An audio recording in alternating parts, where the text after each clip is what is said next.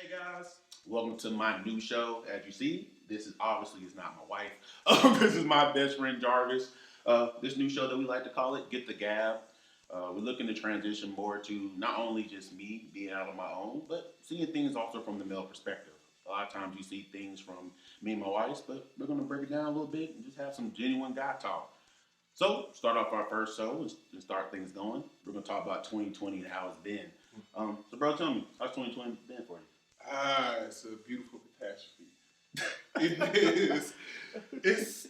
It's everything that I thought the end of America. I'm sorry, I had to laugh at that beautiful catastrophe. That is like legit a perfect phrase for it. Okay, but it's if I ever pictured like what the fall of the empire was gonna look like, this is I'm living it. Like is bananas, man. It's like it's borderline. It's almost like I feel like we're not at anarchy, but I can see how it could go that way. We're too apathetic for anarchy. Like we are a lazy bunch. You know what I mean? Like, we are out here, man. We are out here leading the revolution on our couch with our thumbs. Like you feel me? Like, but the thing is not that is the new revolution, right? You gotta think about it, bro. Like sometimes social media people legit have more influence over the community than a public official sometimes. So that honestly is a way to have a revolution. Ooh, that's a take. That's a take. But that's that's future episodes. But if you think about it, but for real though, like honestly, I do like that you brought that up because I do feel like just in the age that we're in, that influence is huge. Just like how people were crying out for like music artists and they were crying out for athletes to say something. A lot of times they have more power. You know what I'm saying? While I understand that and I appreciate it and shit, I'm a part of that. I do the same thing everybody else do. I think there are different ways to fight. And you have to go to battle with you can't just go with an army. You need a navy and you need an air force. And shit, you might need a space force from what we know in 2020. Shit. You don't know what's up there. But right now. I understand like it is a part of the revolution. I think it's going to take us. It's going to take the masses to start actualizing what that revolution is going to look like. But also, too, I'm happy that we even are having to talk about there being some kind of revolution or change because I definitely feel like with 2020, which phrase you said again?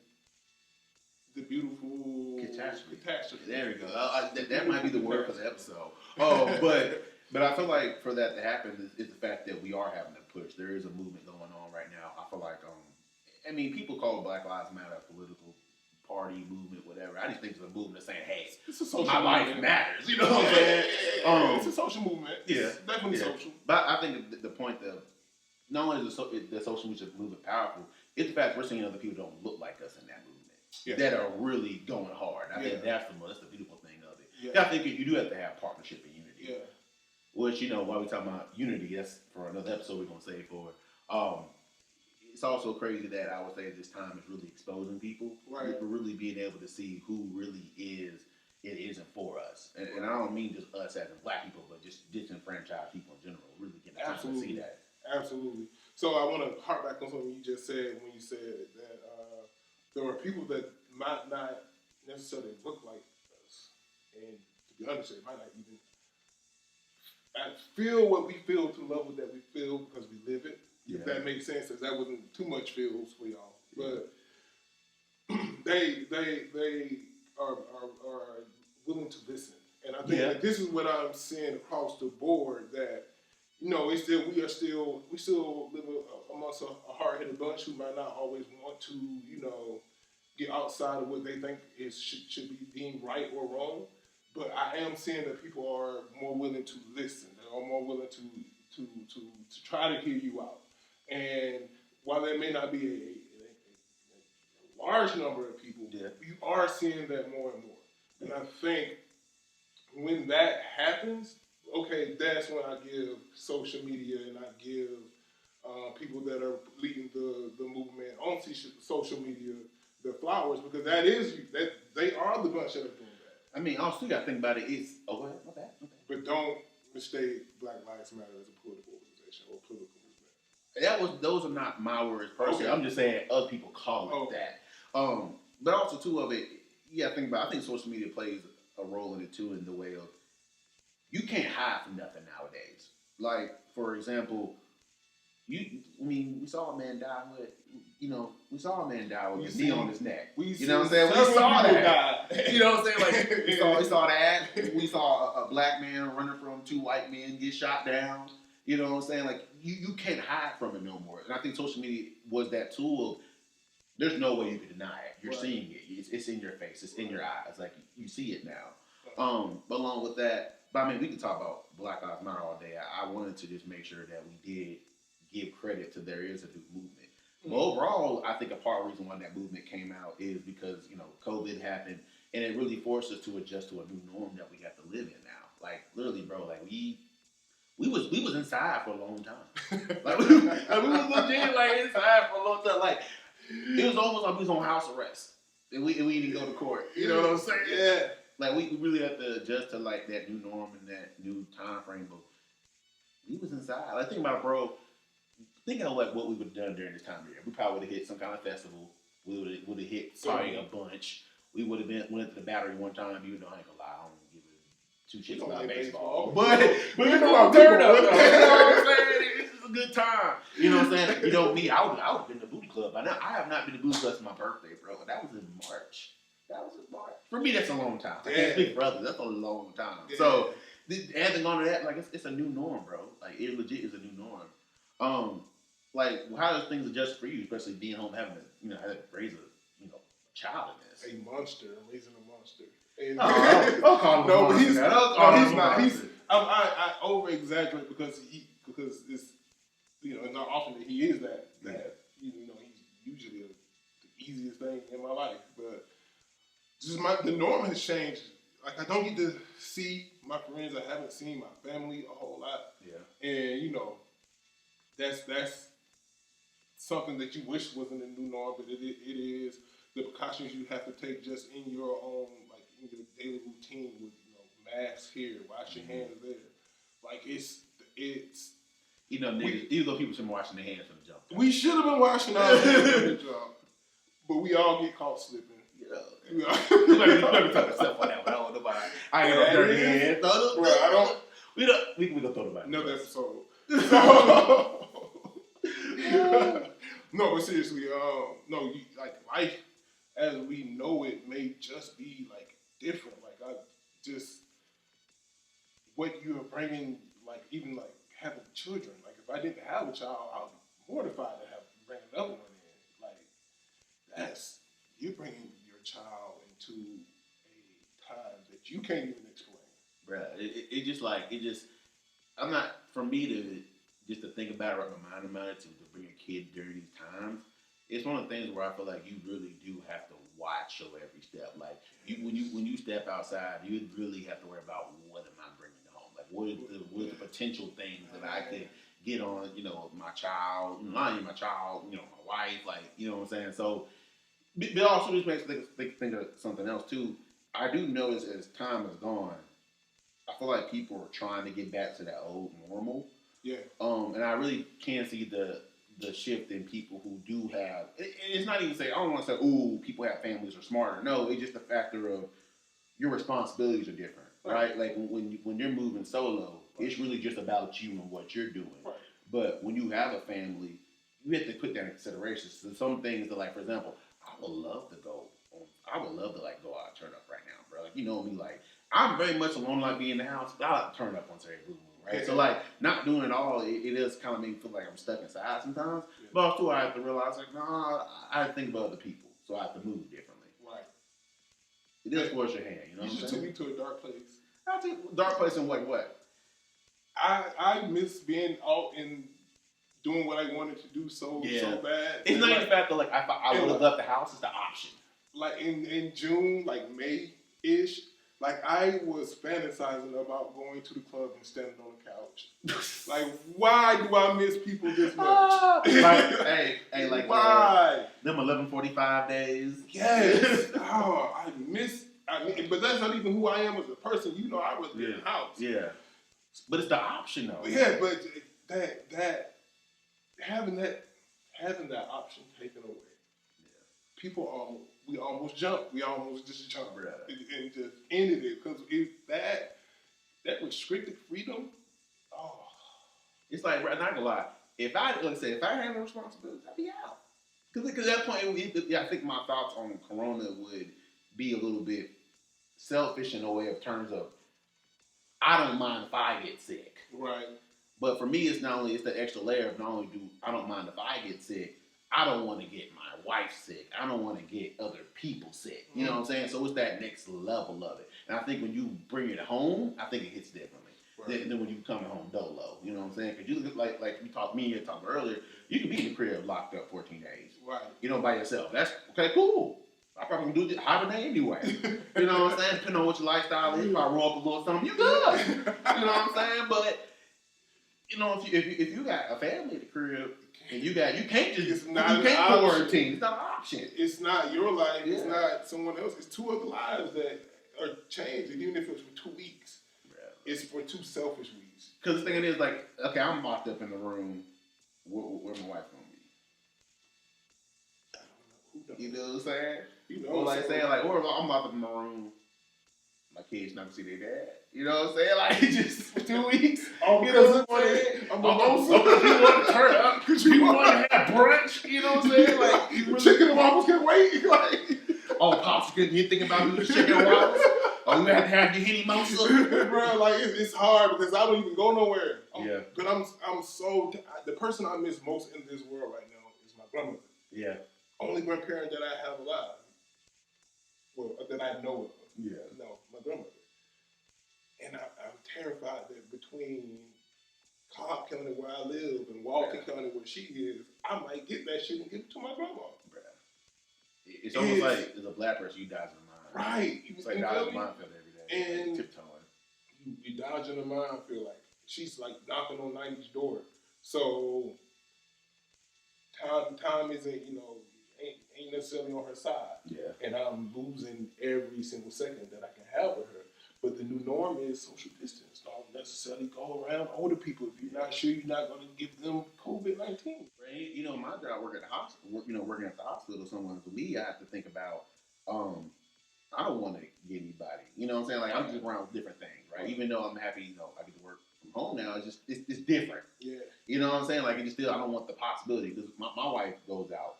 Has to go out and work. So when she comes home, she potentially could bring something home. You know what I'm saying? We're younger people, so I'm not worried about us. But I don't want to go see my granddad and do that to him. True. You know what I'm saying? So you do have to think about those kind of things. But while you're talking about new norms, for you being a teacher, I'm seeing like the virtual learning and stuff going on right now, and I'm hearing people talk about that. Like, you being a teacher, how is that? I've never worked so hard in my life. I had to bring back down the tone I was getting ready to use by just thinking about it. But like it's taxing, my brother. Like there's no downtime. Because if you're not talking, if you're not leading, if you're not directing, or you're not, have them doing something where you're actively, monitoring what's going on, like it's silent. And everybody knows you're not doing shit. So you and it's not a long day. Yeah. But you are on a go for at least 2. Depends. Some teachers are lucky and they only get about 2 hours of screen time. But if you are one of those teachers that is working 6 hours online all day, 5 days a week. So wait, so you telling me like you like when you're like you have to have your screen on the whole time? Yes. Like so, for example, like you might be like, hey, for example, see what we have here. But like you might be like talking to a kid, say, hey, looking at this stuff. Yeah. After you're done talking about that subject, you have to keep the camera on the whole time, like you're literally in the classroom. Right, because and maybe it's just my school, but the belief is even when a child is like it's independent work time, which you really shouldn't be having independent work time right now because kids are already independent. They need to work in small group, co-group, and a small group projects. Yeah, they need to work together. You have to be actively monitoring like the kids and jumping from screen to screen or breakout room to breakout room if we use Zoom. Yeah. Like you're on, like you are on, right? And also we're mandated reporters. Like I also kind of have to be conscious of what's going on in that kid's environment, you know, and I have to make sure, you know, that ain't nothing going on in the background that is going to expose some other kids to a really fucked up situation, you know. Yeah. So I am that type of teacher. So and I probably shouldn't be, but I'm trying to make sure that I am still protecting the classroom, the learning environment.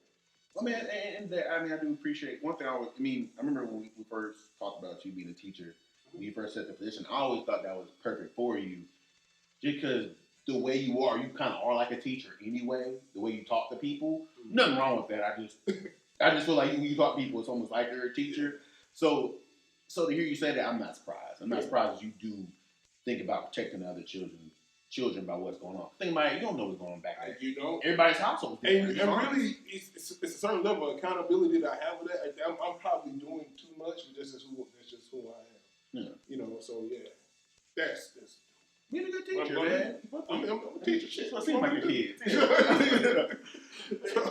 So let me ask you this along that as well too. Do you find that virtual learning? Do you feel like this is something that could be the future, or you think it's going to stick even after Corona, or do you think it's something that you think kids need to be in the classroom? If you are entrepreneur people, an investment in a teacher pod or a model that can hold small groups of children that you can socially distance and all that stuff is available, whatever that requirement may be, that may be where you need to go. Because I do think that is going to be a part of, I do think that school districts are going to give kids the option of opting out of face-to-face learning and still getting that type of structured district learning that you can from a virtual setting. Yeah. I don't think we're going to, we're not going to lose schools and nothing like that. We're going to have schools available, but it's just going to go to where it should be. And that's where you have a classroom between 8 and 15 students at the highest. Well, right? but won't that, and I guess maybe it might be going deeper into it, but I always wonder too is, if that does become something that's established, won't that take funding away from the schools? Because if we start seeing as a whole the numbers of kids actually going to school, I feel like that might affect it ultimately. The school system in general. I'll say this: just because the school is not in that building, the kid is not in that actual brick and mortar, that it is still expensive to educate a child. It's shit you got to pay for it. People ain't giving these schools these educational tools and say, hey, we care this much about your community, teach them this shit. Yeah. Nah, you paying for that. Yeah. So it's still and most schools are still sending lunches to school. We're still, providing other resources for school. And so basically the school is more than just the students at the end of the day. Right. The school, what happens? School, thank you. School is not what happens in that building. Mm-hmm. It's way bigger than that shit. I wish it was I can just go to work and go home and that was it. Yeah. That ain't my life. Yeah. Well, no, still with the effort you put into it. Yeah. Man, it's good. It's good first episode, bro. It's a good first episode. Oh, you're welcome. Okay, here you go. Well, me, bro, how much you do it this time? First time on camera. We want to give a closing remarks to the folks. We didn't give it the proper rundown. I didn't really want to talk about black bodies that are now lifeless. They want to talk about the COVID-19 outside of what we felt obligated to. I didn't necessarily want to talk about this election. What I do want to say is thank you for listening, and also health and wellness. Take care of yourself. And we'll see you next time. We out. Also, make sure you go vote. Because really what you said ultimately was, what does relinquish mean to you? So, what does that even mean to you in the first place? And what you want to convey in our show? So, relinquish, when I hear that and I think about what you guys have created and what it is to me. So a lot of times when we hear the term or we feel the analogy of somebody being shackled or held down to whatever circumstance that is holding them down, we think about the cuffs actually being an exterior force that's right around your wrist. Sometimes you are holding on to those things. Yeah. And then when you relinquish it, let it go, you're free, right? So, But that is a process within itself. You create your own freedom, ultimately. You're creating your own freedom. The freedom is there. You feel me? There's always going to be outside forces that influence you to behave as if you were entrapped. that ain't necessarily it. You know what I mean? So, like when I hear relinquish, you letting go things that are holding you down from being free. Like, literally Erykah Badu bag lady. Like, let the bags go so you can fly. So, that's what I hear when I hear relinquish. That's real, bro. I mean, that's ultimately what Relinquish what we try to convey. I mean, ultimately, we're trying to let people know, like, your freedom is really your own. The freedom is there for you to obtain. The freedom is there for you to get it, but you have to let go so you can be free and fly away. I mean, really, just what you said, man. Absolutely. So even when I think about what it is that we are in the journey of where we're trying to create, and this is a show, and it's so many. Let's not get beside ourselves and say that we're groundbreaking and we're doing something new. It's men talking about issues from a man's perspective. At the end of the day, that's what it is, right? Yeah. But what I want people to know is that what I hope is different, or what we're even. I hope this isn't different, but I hope the message, what you get from us is, while what we're saying isn't fact, and it may not be fact. No, it's not fact. Yeah, it can be based on facts, but it ain't fact. We're not getting the bullshit. And it isn't the truth. Right? This is our truth. This is what we feel to be true. This is what we think is, what is relevant. This is our moral scope. Mm-hmm. At the end of the day, you have to trust your own truth. You have to believe, you have to find what it is that you believe. And you have to live by that code. And hopefully that coincides with everybody else. And you just doing your part to make this world a better place. See, this is why you were one of the first people to take pictures of. You explained it perfectly.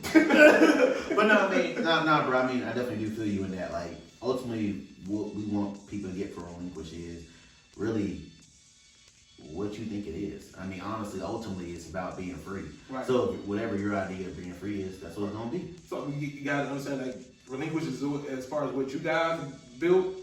Like, you got to go straight to the source for that.